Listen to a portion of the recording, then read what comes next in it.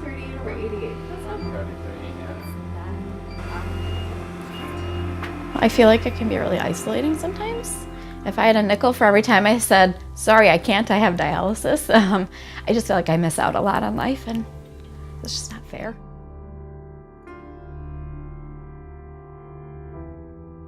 It is a blood condition that causes my immune system to attack my red blood cells. So this causes my kidneys to fail twice now, and has had really a large impact on my life overall.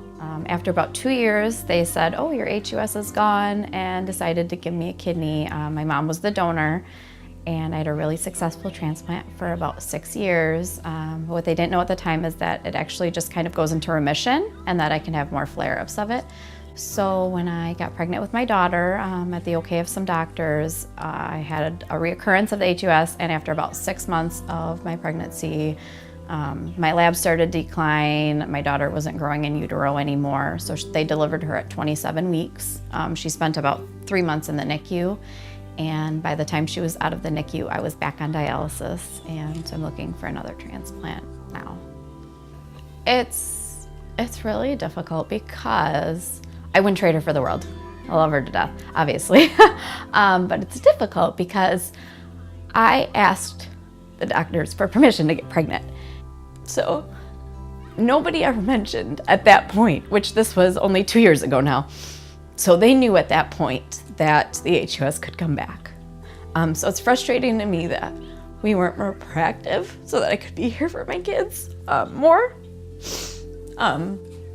You know, I would never say that we wouldn't have had her or would have done things differently, but we could have been more proactive in being prepared for the fact that obviously it's a high-risk pregnancy when you have a kidney transplant. But you hope for the best, and you know, everything was great, so they expected nothing but the best for this.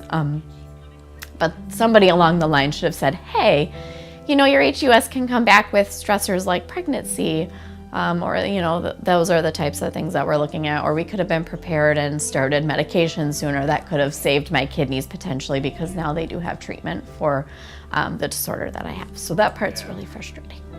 So I have been on the deceased donor list for a while now. They make it retroactive. So even though I didn't sign up for a few months after I was on dialysis, they moved it back to April of 2017 when I first started dialysis.